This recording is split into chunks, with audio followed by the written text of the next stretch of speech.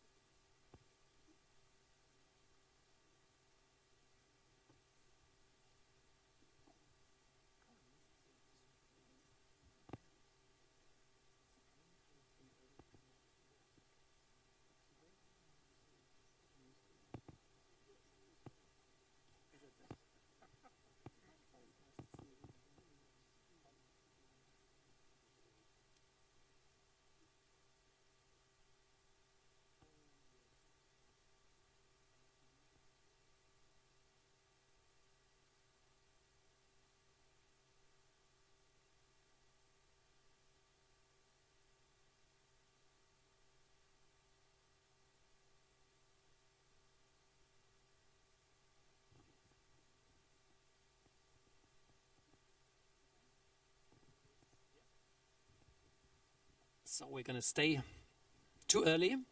Hello everyone, my name is Christoph Mücher. I have the honor sitting here because I've been working in New Zealand for 5 years for the Goethe Institute, taxpayer funded. And the most prominent German language learner we probably had in Cuba Street in Wellington is sitting next to me. So I'm really eager to hear how well he perfectionized his German while he was in Berlin.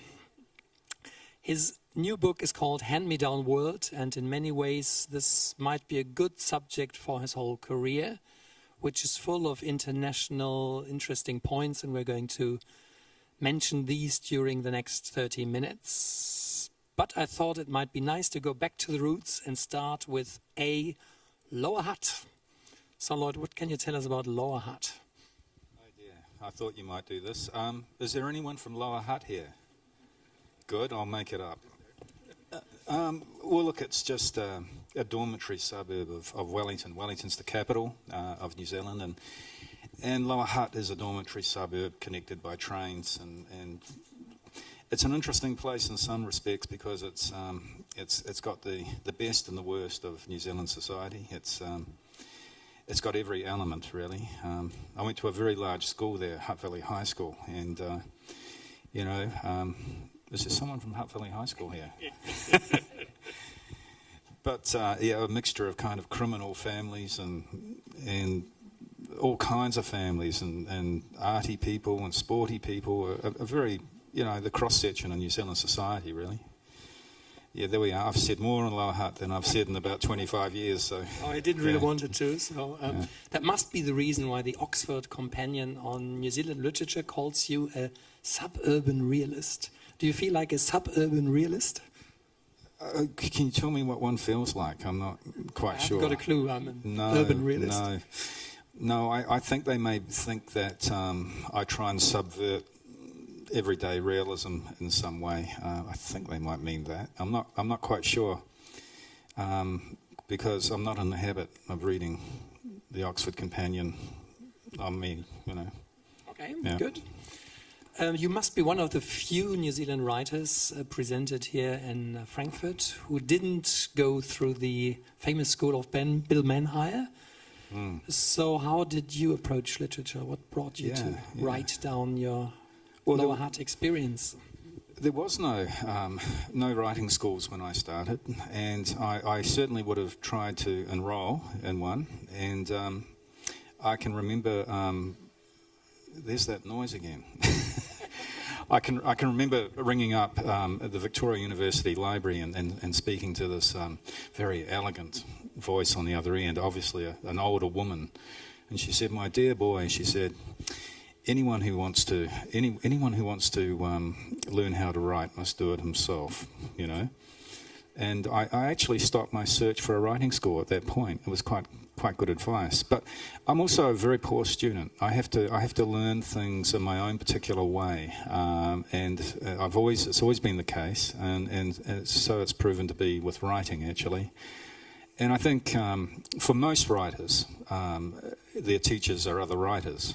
You simply learn your trade by reading, and every writer will have their own particular pedigree, their own list of writers who speak the loudest to them. And so it was a question of really discovering who those writers were. And the other thing, I was in the States, I was very young, I just left university, and I went to a second-hand bookshop, and I picked up a book called The Young Hemingway Years. And Hemingway had said, if you want to be a writer, you have to get up very early in the morning. And I thought, I'm already there, because I'm an early riser. So that was good. And the other thing, he worked as a newspaper reporter, and I was actually moving towards that because there's a part of me that enjoys being out in the world and responding in an everyday sort of way to things that happen. And it's a way of being in the world that I find very rewarding, very enriching. But it actually has very little to do with where writing comes from, of course. I mean, my stock and trade in newspapers was words, and my stock and trade with novels and stories is language. And words and language are two different things. Words just convey information. Language is situated or located in a person, and it took a while to understand that. And once I did, I was away. It's amazing, Lloyd, how well you managed this first chapter, Lower Hutt, which we're going to close now. Oh, thank you. Yeah. Second chapter is sports. Every German who thinks of New Zealand thinks of the All Blacks and great sportsmen, and I've been reading and hearing that sports has been quite important for you. At school, for example, favorite subject, and it has inspired you to a couple of interesting literary projects. So could you tell us about these? Yes, you're quite right. I mean, sport was my first passion, and I came from a home with books, and so our mother encouraged us to read, but my true passion really was always with ball sports, you know, and I often say my first language was understanding how a ball works, you know, because a child doesn't have any control over their world, but as soon as you give a child a ball, they can impose their will on that ball, and just sort of understanding how that works is very interesting. But desire, one of the things you need as a writer, I think I got that from sport. Discipline, I got that from sport. And of course, I'm 57 now, and I admit this with some embarrassment, but wherever I am in the world, I still have to watch the All Blacks. And I was in Berlin the other day, so that meant cycling to this awful bloody Irish bar. Been there too, huh? You know that one, the Irish Harp, yeah. And there were other 57-year-olds there too. 48-year-olds too. Yeah, but I laugh at myself, but I quite like it too. It's one of those things that just a lifelong attachment, really. After the last Berlin Literature Festival, where there has been an impressive line-out of New Zealand authors, Hamish, we've been seeing you, the Berliner Zeitung has been writing, obviously at the moment, every single New Zealand writer seems to be looking back into New Zealand past to get material out of there. Lloyd must have been one of the first in 2000 writing about the famous tour to England by the All Blacks in 1905. So where did you get the subject from and how did that work? Well, Book of Fame. the Book of Fame.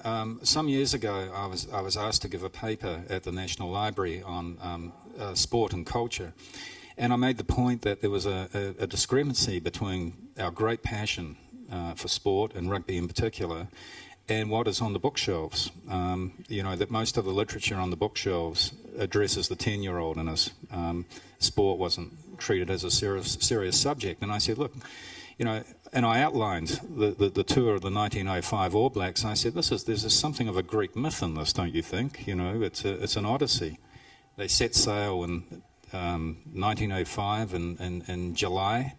100 people saw them off in Wellington. 9 months later, they'd gone all around the world, they'd crossed America, they'd beaten everybody except Wales, and they sailed into Auckland, and 20,000 people were there to greet them. Something happened. And in short, they had become the first famous New Zealanders, and so I thought that I would write about them. I wasn't sure how to go about it, and I realised that a conventional novel would be too difficult, too awkward. A way of delivering a story because you've got 26 people. But I was reading a book of poems by Michael Ondaatje, and there was a line in it that said,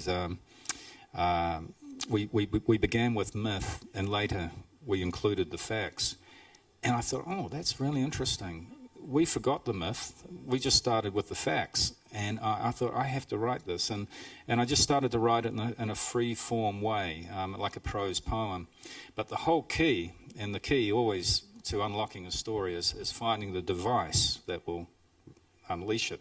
And the device in this particular thing was latching onto the notion of the first-person plural, we. We, the country, remembering. We, the team, moving through Europe, through North America. And then you would break off into these individual perspectives. Yeah, and the book of, too, it was quite intended to have a kind of a biblical overtone. We had a good session here yesterday about narratives and the different ways to approach stories. And Lloyd is certainly, from the very beginning, looking for different ways to attacking the stories instead of traditional writing. The Book of Fame might have been the start of your own fame. Would that be right? I think it was very well received. Well, I mean, saying that you're a famous New Zealand writer isn't the same. It's not the same as saying you're famous. Yes, I was about it. Because everyone in New Zealand is famous. In New Zealand? Yeah, you just have to reach the age of 50, and you're there. 1.5 years for me to go. So. We are closing chapter 2, sports, and coming to chapter 3, which is Bougainville. Where on earth is Bougainville? It's in the southwest Pacific. Bougainville was part of Papua New Guinea.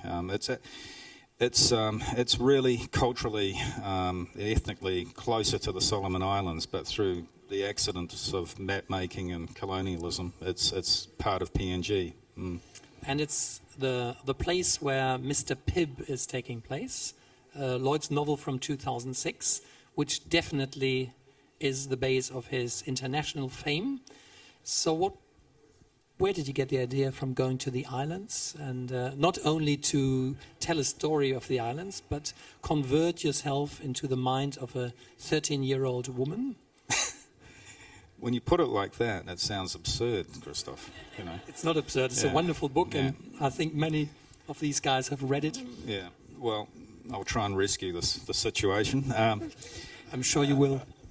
Well, I didn't kind of set off to write a novel about Bougainville. I actually went there as a journalist, and back in 1990, I think it was. I just read in the newspaper, local newspaper, that this island, which, by the way, I'd never heard of, and Bougainville is a very un-Pacific sounding name, that the Papua New Guinea government were putting a blockade around this island. It was a very evocative thing, a blockade, stopping people from getting out and stopping the world from looking in.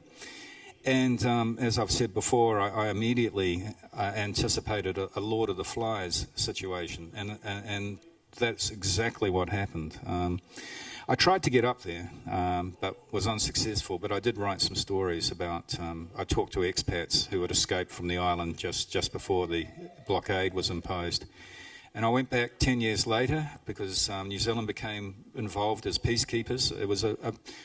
It was a truly bloody conflict. I mean, somewhere between 10 and 20,000 people lost their lives. And one of the big causes of death was the fact that there were no malarial tablets. So medicine couldn't get in. Television, news people couldn't get in. No one could get out. It was a very strange situation. And so I wrote my articles, and then some years later, I was writing a piece of fiction about a Pākehā or a Palangi European male who is married to a Polynesian or a Pacific woman, and I had this idea that this room, the story would not leave the room; that they would write up on the walls their competing histories and ideologies and ancestry and mythologies, and that they were preparing a room for their unborn child. And in the future, that was a sort of a metaphor for the Pacific, and the child in time would be able to choose their own legacy. They would be able to stitch together their identity by just simply picking things off the walls. And I had this notion that you could open up this book at any page and just read a poem or a story or this, that, and the other. But actually, it wasn't working at all. And I'd broken some of my rules, which is that was good. Yeah. Well, sometimes you got to break these things to bring yourself back. You got to take risks to take you to a certain place, to remember the things you already know. And one of those things was that story is invested in voice. And over the years, I've given complete primacy to voice. That's the most persuasive thing in a text. Why do we read on? It's not because of the story. It's because of the persuasiveness of the voice underpinning the words. I'd clean forgotten that. Anyway, as I'm explaining how I came to inhabit a 13-year-old black woman. Anyway, the voice just surfaced. Who can say how or why? It just came to me, and so did an image of a white man towing a black woman behind in a cart. Somebody saw this. Matilda saw it. Her voice and the whole situation just materialised, just in an instant. For those of you who haven't read this novel, which definitely was a breakthrough in Lloyd's career, how well was it translated? Well, it's at 38 countries or territories, as they call it in the publishing industry. Yeah, 38. So that was Mr. Pip in 2006. Lloyd received the Commonwealth Writers' Prize for that, and we are closing chapter 3 with some music in the background. Coming to chapter 4, which interests us most here in Germany, and that's Berlin. And you've got this wonderful first encounter with our capital city. Can you tell us about that? Yes. It's my favorite story. Well, when I was a child, I would be sick every year. Once a year, I'd be sick in a particular way. I'd have a stomach bug, and I'd be sent home to school.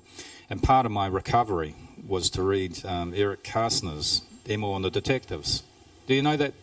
Does anyone know that story at all? Does anybody not know the story at all? Shame on you if you haven't read it. Anyway, it's a most wonderful story.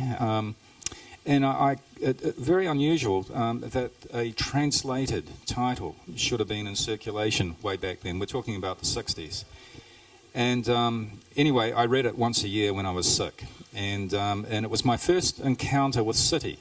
Because, in those days we never went into Wellington, which was the nearest city. And as people rightfully said in those days, oh yes, I visited Wellington, but it was closed. So it wasn't really a city in that sense. So there were these wonderful illustrations of these boys wearing hats, and there were it was such a wonderful story about this child that's, I think he must be coming from Dresden actually.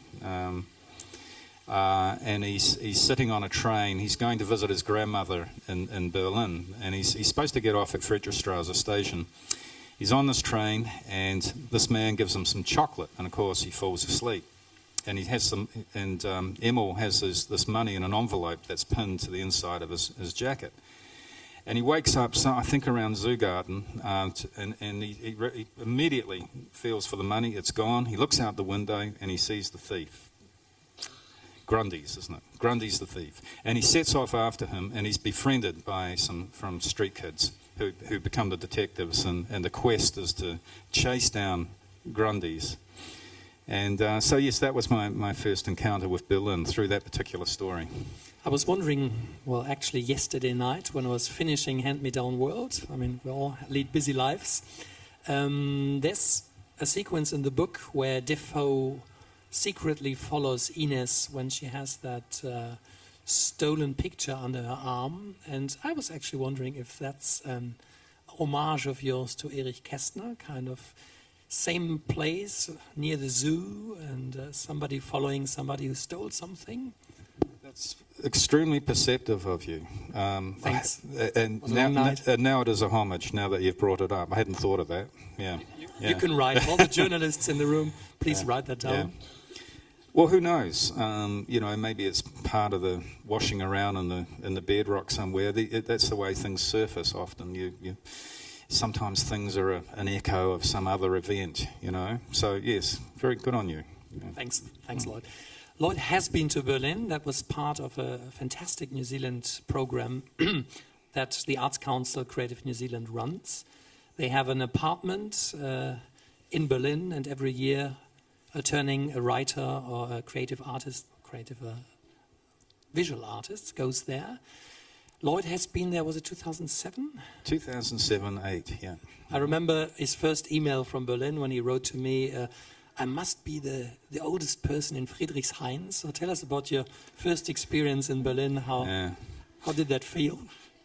Old, actually. But I've just been in Berlin now for 3 months, and I was in the Old West, and I was actually the young buck. I didn't know Berlin particularly well, only through Emil and the detectives, and actually I had been there for 3 days in 1989 when the wall came down, but we'll put that to one side. It was fantastic. When you arrive in a new city, you immediately set about creating or making your own map of the place. Really, making the city into your own city. We may all live in the same city, but we have different notions of place and so forth. And a lot of my explorations of Berlin form the landscape of this particular novel. So tell us a typical day of a writer in residence in Berlin. So what do you actually do? There's nobody controlling. You don't have to write reports. How does it work? Yeah, you've got to be a masochist too, because I'll write a report on myself. You see, but no, what did I do? Well, you people probably have real jobs and too ashamed to tell you what I normally do. But in terms of exploration, the apartment was in Niederbarnumstraße, which is off Karl Marx Allee, and I would cycle up Karl Marx Allee, and I would go to Alexanderplatz, and I became very interested in the Roma, in these little sunburnt women who were going about their begging around that area, and worked tremendously hard at it. Actually worked a 9-to-5 shift. At 5 o'clock at the end of the day, they'd all pack up and disappear somewhere. But I was really interested in this very public and very confronting moment where, as you're crossing the Platz on your way to the railway station, they would bowl up to you and say, "Oh, my husband's dead, my mother is paralysed, my son is sick, can you give me €1?" And it's a very difficult thing, because really you don't want to, in a way, but you feel like there's a stadium of 25,000 people looking on at this particular moment, watching you. And I took great pleasure in watching how people negotiated this particular moment, because it's not sufficient to actually just hand something over. You've got to ask yourself, why? Anyway, that whole sort of, should we call it a moral encounter, intrigued me, and actually it became kind of, it sort of underpinned another moral encounter that I discovered quite by chance, actually, around the same time. And it was a news story about some North African boat people who capsized, and they swum to a tuna net, and the trawler came along and dragged them to Spain, across, and the Spanish authorities sent them back out to sea. The Italian government intervened and took them to the detention centre in Lampedusa, just off Sicily. And this was in a news story, and I was completely intrigued. And of course, I'm thinking about this encounter with the Roma. Should I pay? Should I help or not? And then this is the same thing writ larger. Shall I, in terms of government response, shall I help these people or shall I not? And they sent them back out to sea. I found that extraordinary. Anyway, I found the whole story extraordinary, and sometimes stories just have a will of their own. This person just swum out of that news story and began swimming to the shoreline in Italy, and this came to be Inez. It was a big surprise for us. We were all expecting and hoping for you to write the big Berlin novel, and at the end there is the Berlin novel, but in a very interesting packaging. So it starts off in Africa and got the whole way to Sicily. Maybe you can tell us, to finish this session, the title Hand-Me-Down World, what does it actually mean? Because the German title, Die Frau im blauen Mantel, is very different and you can't translate Hand-Me-Down World into German, I reckon. You can or you can't? You can't. No, okay. Well, in English it simply refers to second-hand things, your hand-me-downs that you might inherit from your older siblings, shoes, clothes, and so forth. It also refers to legacy. This place, you have no say when you're born or what place you're born into. It's a sort of a hand-me-down legacy that goes. But in terms of the story, once I got this person to the beach in Sicily, I did not know who this person was. I really had no idea. And to cut a very long story short, I thought, well, actually, if I don't know, perhaps other people can tell me. And so 2/3 of the book comprises of testimony, people who came into contact with this woman on her way to Berlin. And it's unreliable testimony, of course. So as she's handed on, so is the story. And it's moving in two directions. You're getting a slice of life of the person who has taken custody of her to help her get to Berlin. And of course, you've got her story being advanced along the way. Now, I started by saying I didn't know who she was. Well, of course, a character develops through their encounters, how they respond to different incidents and different moments. And so by the time I reached 2/3 of the way through the book, I knew who she was. And at that point, she has her chance to tell her story. She hasn't been in charge of her story, but now she is. And it's a rebuttal of everything we've heard up until that point. I can only hope that there are enough copies of your book down there, because it's really fantastic reading, and Christmas isn't too far away, so I encourage all of you to buy it. Many thanks, Lloyd. We do look forward to many more wonderful books, and something about Emil and die Detektive, perhaps. Cheers. Well, thank you very much, Christoph. Thank you very much for listening.